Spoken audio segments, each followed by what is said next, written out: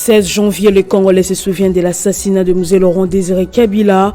Un culte d'action des grâces a été conduit ce mardi en mémoire du troisième président de la RDC. Plusieurs personnalités, dont Marie-Olive Lembe Kabila, ont marqué leur présence en la cathédrale du centenaire protestant.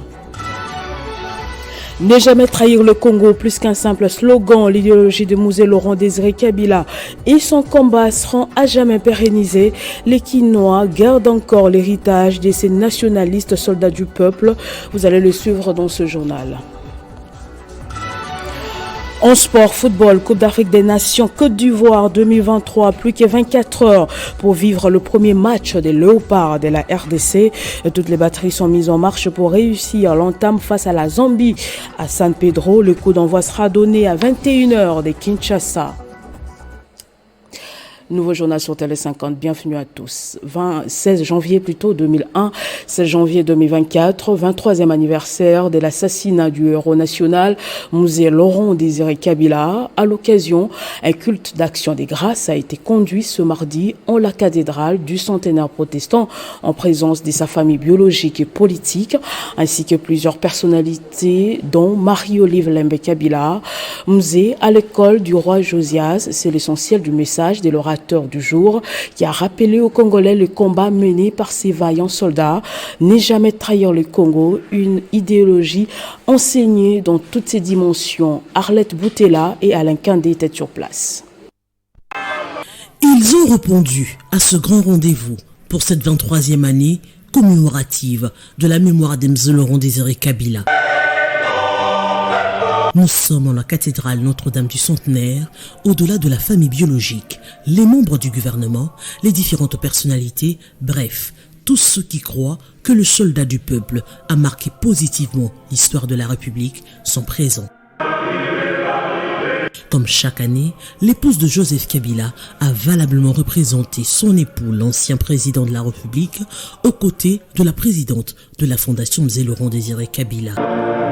Ne jamais trahir le Congo n'est pas qu'une phrase, moins encore un slogan. La prédication du jour nous le rappelle.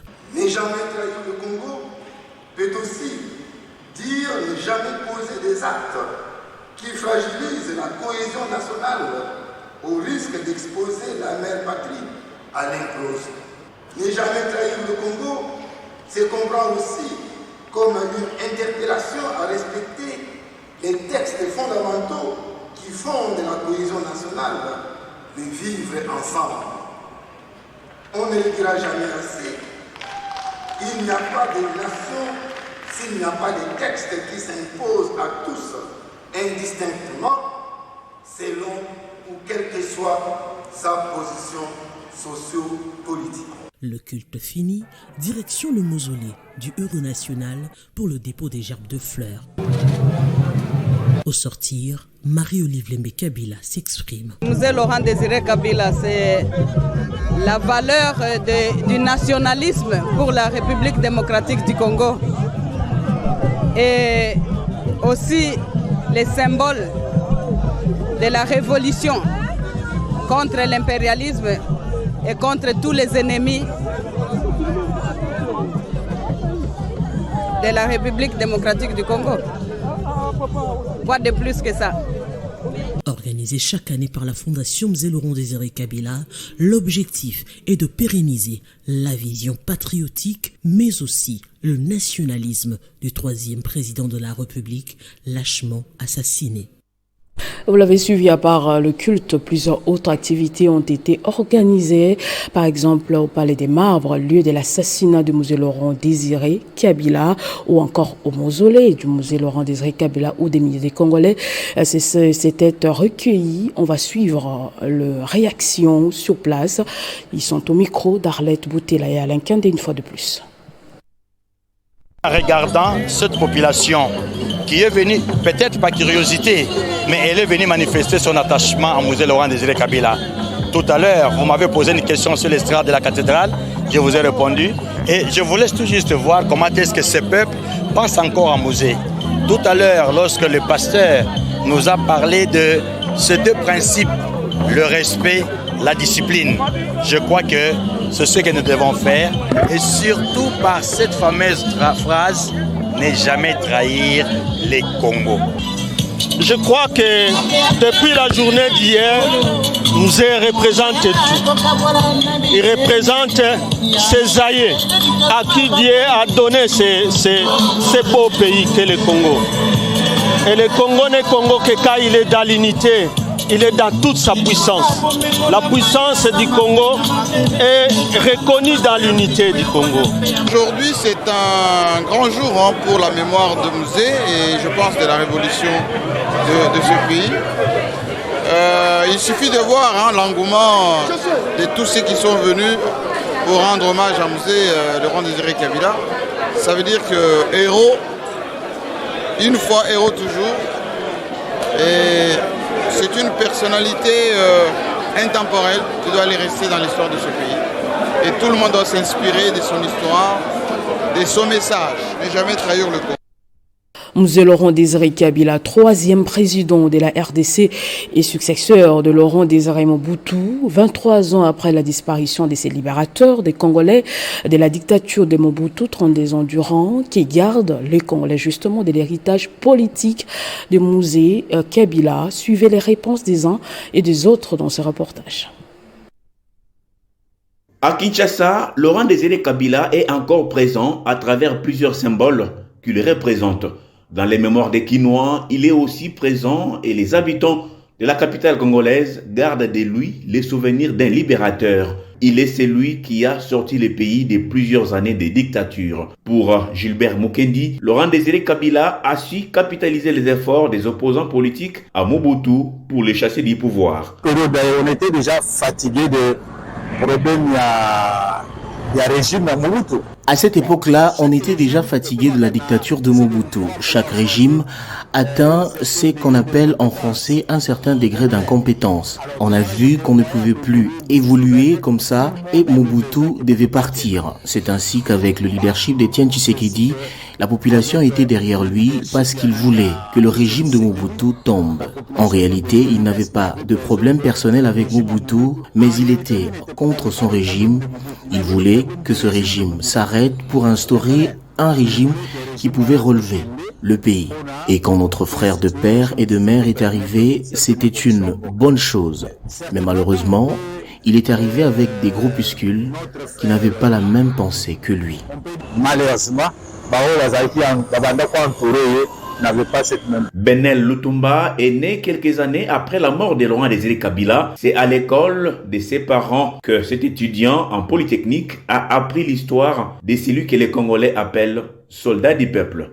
Et c'est ce que mon avis personnel sur lui, bien qu'il n'a pas pu accomplir tout ce qu'il avait comme plan, mais dans l'ensemble, je trouve que c'était un visionnaire, un libérateur au même titre que c'est Lumumba. Un homme qui aimait son pays, mais qui a été trahi par ceux qui avaient soutenu sa lutte au départ. C'est ainsi que Jikel Simba définit Laurent Désiré Kabila.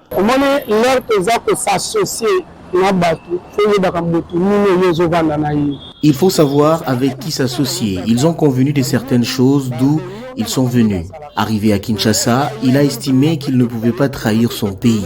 Comme il n'avait pas montré cet amour pour le pays quand lui et ses soutiens planifiaient la prise du pouvoir, quand il leur a tourné la face, une fois au pouvoir, ils l'ont considéré comme un traître et l'ont tué. À sa prise de pouvoir, Laurent Désiré Kabila a remis de l'ordre dans plusieurs domaines de la vie, notamment les transports. Actuellement, trouver un transport en commun à Kinshasa à 2 heures de pointe est un casse-tête. Annie Michi, trouvée au centre-ville, faisant la queue depuis plusieurs heures pour prendre un bus, se souvient des années de celui qu'on appelle Musée. À l'époque de Musée, on n'avait pas autant de difficultés pour trouver un moyen de transport. Musée avait aboli toutes les pratiques avilissantes qu'il y avait dans ce secteur. Aussi, en son temps, les denrées alimentaires, bien que chères au début, ont connu une baisse des prix. Il avait instauré des cantines populaires où on pouvait s'approvisionner en aliments à moindre frais. C'est vraiment différent d'aujourd'hui où tout coûte cher et les moyens de transport sont rares. C'est le 16 janvier 2001 que Laurent Désiré Kabila a été tué de plusieurs balles tirées par son garde du corps au nom de Rachidi. C'est Joseph Kabila Kabange, alors général d'armée, qui lui avait succédé. Et pendant ce temps, au Nord Kivu, les recoupements politiques Alliance des forces démocratiques du Congo et alliés contestent les résultats des élections législatives nationales proclamées par la CENI le 14 janvier dernier dans les territoires de Walikale. Dans une déclaration rendue publique sur place, ils dénoncent plusieurs irrégularités ayant entaché ces élections. Déclaration politique de l'Alliance des forces démocratiques du Congo et alliés AFDCA, territoire de Walikale.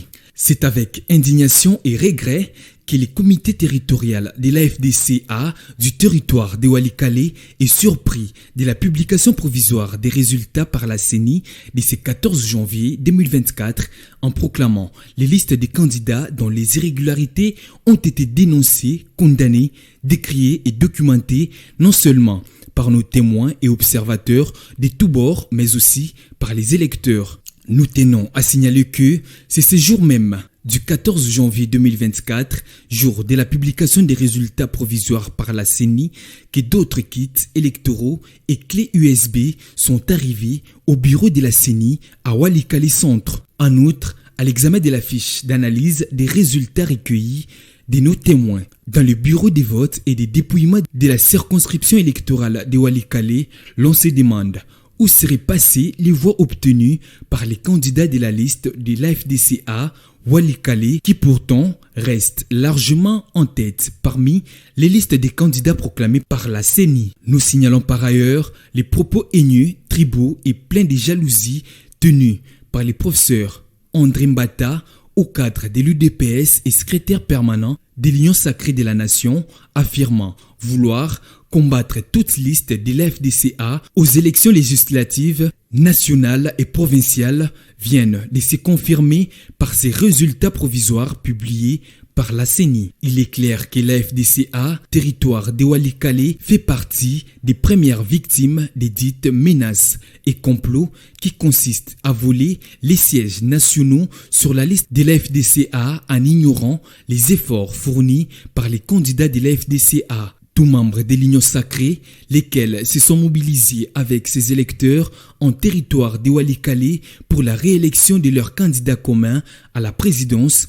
les chefs de l'État, Félix Antoine Tshisekedi Tshilombo, à la justice de nous départager que vivent AFDCA, territoire de Walikale, communiqué signé les membres du comité territorial de Walikale.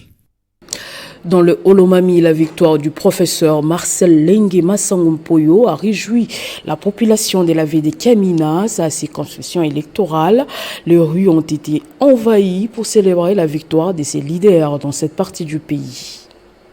C'était une véritable liesse populaire constatée dans la ville de Kamina après la publication des résultats provisoires des législatives nationales du 20 décembre 2023 par la CENI. Le professeur ingénieur Lengue Masangou Marcel a raflé l'unique siège de la circonscription électorale de Kamina-Ville, chef-lieu de la province du Olomami. Un résultat qui augure une lueur d'espoir pour la population de cette province. La population a compris que l'heure n'est plus aux amusements.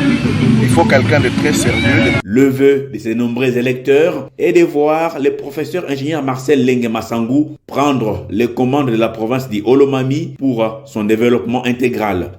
Alors tunapenda que arudie comme mwetu Olomami kabisa postule comme gouverneur. On a vu beaucoup de choses qu'il a réalisées dans laps de temps seulement. Nous-mêmes, population, nous l'avons baptisé comme Papa Développement. Ce n'est pas pour rien parce que ses œuvres ne sont plus à démontrer.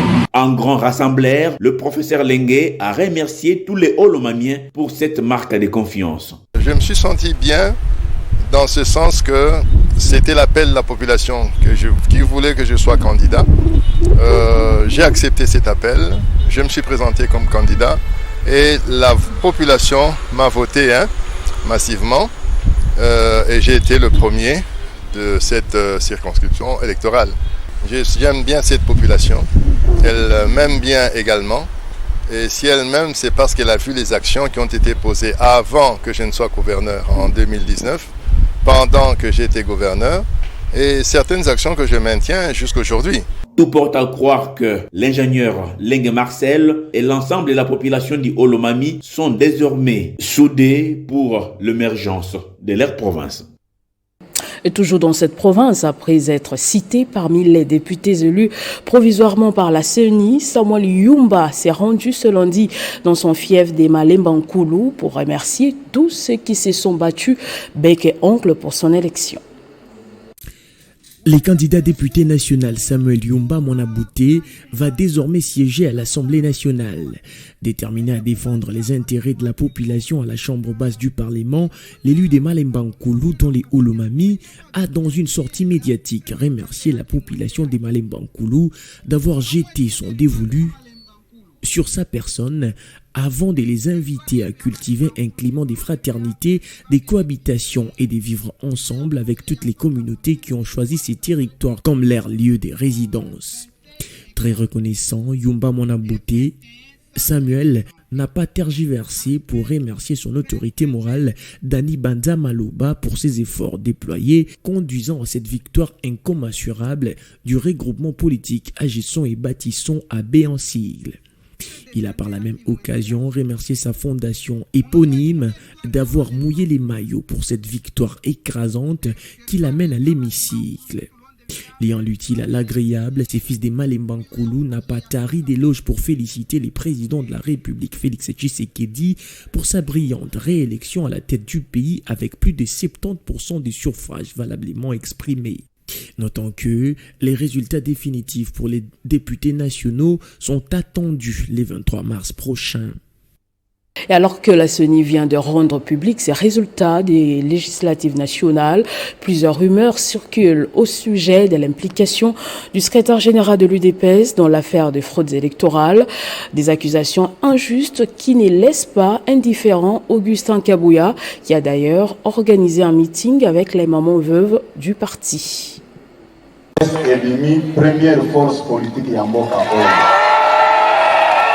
Ayant remporté 69 sièges à l'Assemblée nationale et est élu le meilleur parti, les législatives nationales, le parti Union pour la démocratie et le progrès social a, à travers son secrétaire général Augustin Kabouya, tenu un grand meeting avec les mamans veuves du parti. Cette cérémonie intervient 2 jours après la publication des résultats législatifs nationaux par la Commission électorale nationale indépendante. C'était une occasion pour le numéro 1 du parti au pouvoir de remercier toutes ces mamans de l'avoir choisi comme représentant. On a victoire écrasante au Bopesi chef de l'État. Les enfants de mon Amba, Oba Porta Kingai, Oba Komsanga député. Le nom,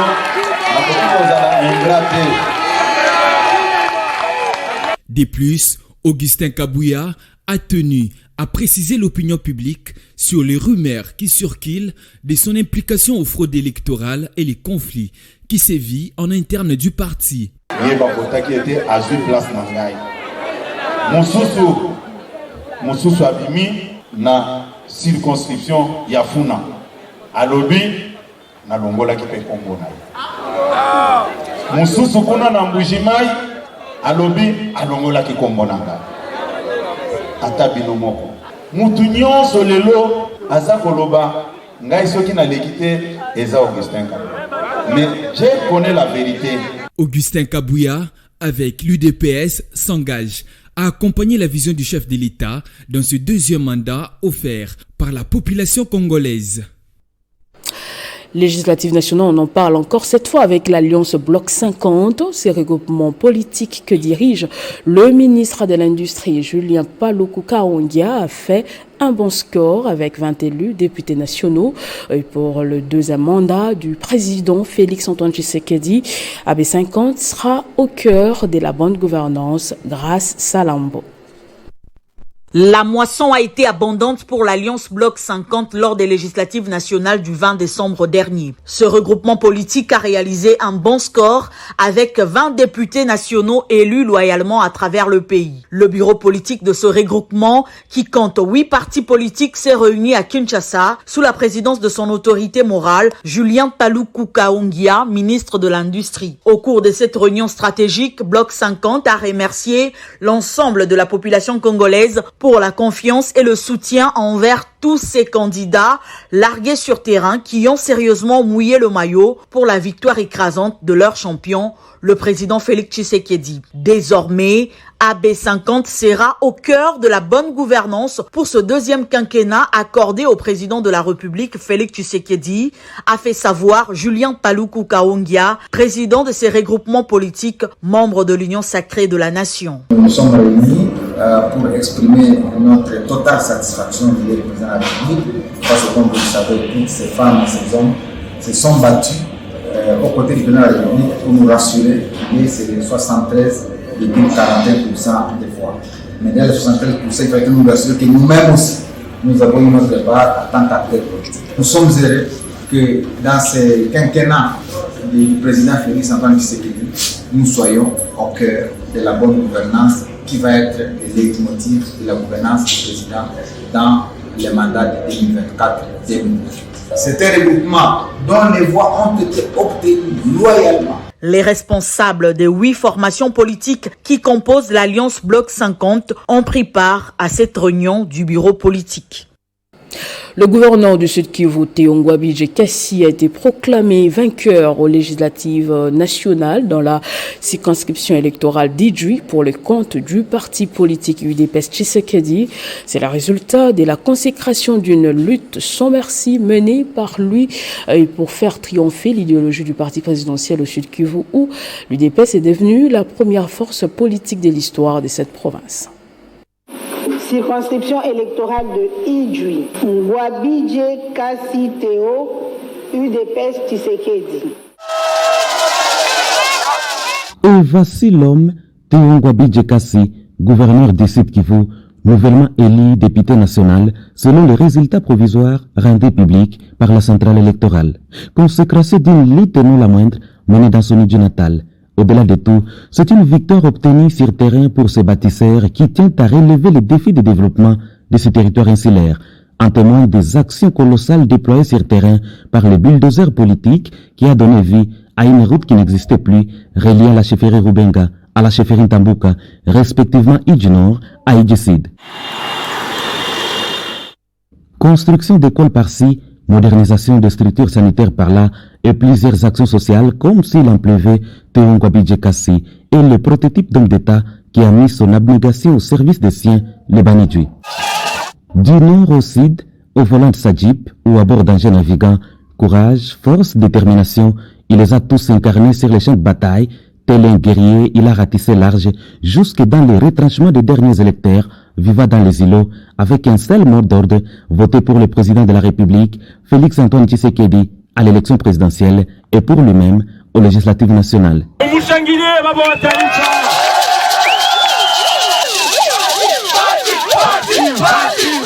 Le score staliné de 96% obtenu par le président de la République a Idjwi et le couronnement du travail de ses disciples du peuple d'abord. À l'issue des récentes législatives, l'UDPS est devenue la première force politique au Sud Kivu pour la première fois de l'histoire, grâce à son porte-étendard, Théongwa Bidje Kassi, qui a balisé les chemins.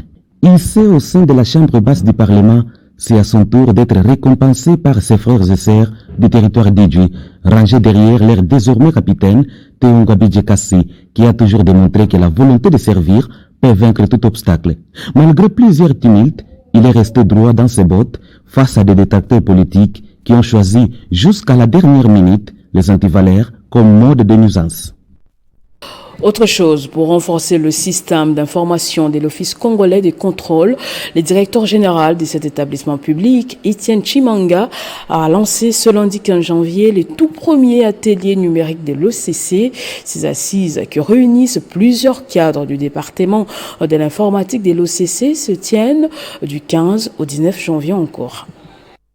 C'est sous les thèmes restructuration de l'activité informatique au sein de l'Office congolais des contrôles que le directeur général Etienne Tshimanga a lancé les premiers ateliers numériques de l'OCC. Dans son mot de circonstance, le numéro 1 de l'Office congolais des contrôles a procédé à la présentation de la vision managériale du numérique que l'OCC veut mettre en place au cours de cette année. Le numérique étant devenu quasiment incontournable. Dans une entreprise qui se veut compétitive, impacte sur l'efficacité du travail produit sur la sécurité des informations générées et joue un rôle important dans la qualité et la pérennité des activités de l'entreprise. Tour à tour, Jean-Pierre Anasong et Patrick Kassongo ont évoqué respectivement les développements de la vision Haïti de l'OCC et la définition des axes stratégiques et prioritaires de ces projets visant à améliorer la qualité du travail de l'Office. Nous n'oublierons pas tous nos camarades informaticiens qui n'ont cessé de rêver à l'organisation de cet atelier. Une structure organique non adaptée et sans animateur en certains postes à la direction générale comme dans les entités. Ces assises se tiennent du 15 au 19 janvier 2024 dans le centre catholique La Compagnie de Jésus où tous les informaticiens de l'OCC se réunissent pour penser sur l'avenir du système d'information de l'entreprise. Le vice-gouverneur de la Banque centrale du Congo, William Pambou, a défendu sa thèse à l'université de Kinshasa, ce en présence des professeurs éminents de cette université et plusieurs personnalités du pays. Un travail approfondi et des recherches qui ont valu la sanction plus grande distinction. C'est sous les thèmes l'endogénéisation des seuils, des critères de convergence nominale comme condition d'optimalité d'une zone monétaire que William Pambou a soutenu sa thèse de doctorat en sciences économiques et de gestion de l'université de Kinshasa dans la salle de la bibliothèque de la faculté de médecine. Ce sont des concepts clés qui sont l'état stationnaire, politique macroéconomique, spécialement critères de convergence nominale. On prit part à cette grande cérémonie l'éminent professeur de l'université de Kinshasa, membre effectif ainsi que d'autres personnalités des marques et notabilités du pays. Il s'agit donc d'une soutenance des thèses hors pair ayant répondu à tous les critères de recevabilité et d'enrôlement au sein de l'école doctorale de l'université de Kinshasa. Soutenance qui a été sanctionnée par la motion plus grande distinction par les jurys hors pair composés d'éminents professeurs. Monsieur le chef de travail William Pambou a réussi avec la mention la plus grande. D'une fils du pays, Pambou William, vice-gouverneur de la Banque centrale du Congo et spécialiste en politique macroéconomique appliquée dans les contextes d'intégration économique et monétaire. Il détient 2 masters, l'un en gestion de la politique économique de l'université de Kinshasa et l'autre en recherche de l'université de Grenoble-Alpes en France. Ancien directeur général ad intérim à la régie des voies aériennes et consultant national dans plusieurs domaines en économie, ayant dans son cursus 17 ans d'expérience, il compte mettre ses acquis au service de la nation et de la sous-région tout entière. En sport, football, les Léopards de la RDC sont prêts à affronter les Chipolopolo Boys de la Zambie dans le cadre de la première journée de la phase de poule. On parle Coupe d'Afrique des Nations Côte d'Ivoire 2023. RDC Zambie s'assure ce mercredi à 21h de Kinshasa au stade Laurent Pokou de San Pedro en conférence de presse d'avant-match tenue ce mardi sur place en Côte d'Ivoire. Le sélectionneur de la RDC reconnaît la valeur de leurs adversaires. Il reste tout de même confiant. On écoute Sébastien Desabre dans cet extrait. Après, comme je l'ai dit, on a de la qualité, on a une organisation de jeu, on n'est pas là par hasard non plus qualifié pour la CAN avec 4 victoires dans le groupe d'affilée dans notre groupe. Donc, on ne doit pas manquer d'humilité. Ce sont des matchs qui sont très difficiles. Aujourd'hui, tout le monde peut battre tout le monde. C'est sûr. Il n'y a personne qui peut se dire qu'il va gagner facilement un match de Coupe d'Afrique. La Zambie est une bonne équipe, comme la Tanzanie, comme le Maroc. Donc, ça sera, et comme nous, donc ça sera difficile pour nous, mais ça sera difficile pour les autres contre nous aussi. Alors sur la série de résultats, bon, ce sont des résultats amicaux. On a vu qu'on a joué l'Angola, et l'Angola a fait 1 hier contre l'Algérie. Donc comme je le disais, ce sont des bonnes équipes. Si on veut gagner absolument les 2 matchs avant une CAN, on prend pas le Burkina Faso qui était en demi-finale de la dernière CAN en match amical. Donc non, c'est important de confronter de bonnes équipes. Ce qui a montré aussi qu'on a fait des bonnes choses et qu'on a fait des choses où on est encore perfectible. Mais c'est pour ça qu'on est 13e au classement FIFA équipe africaine. C'est parce qu'on est encore pas dans le gratin. Ça, c'est une réalité pour le Congo, mais on est là pour ça, on est là pour travailler, on a évolué. Il faut rappeler que le dernier vainqueur, c'est le Sénégal.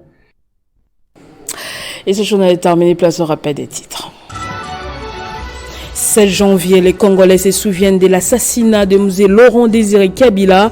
Un culte d'action des grâces a été conduit ce mardi en mémoire du 3e président de la RDC. Plusieurs personnalités, dont Marie-Olive Lembe Kabila, ont marqué leur présence en la cathédrale du centenaire protestant. Ne jamais trahir le Congo, plus qu'un simple slogan. L'idéologie de Musée Laurent Désiré Kabila et son combat seront à jamais pérennisés. Les Quinois gardent encore l'héritage de ce nationaliste soldat du peuple. En sport, football, Coupe d'Afrique des Nations Côte d'Ivoire 2023, plus que 24 heures pour vivre le premier match des Léopards de la RDC. Toutes les batteries sont mises en marche pour réussir l'entame face à la Zambie à San Pedro. Le coup d'envoi sera donné à 21h de Kinshasa. Merci de nous avoir suivis de partout. L'information reste en continu en temps réel sur votre télévision.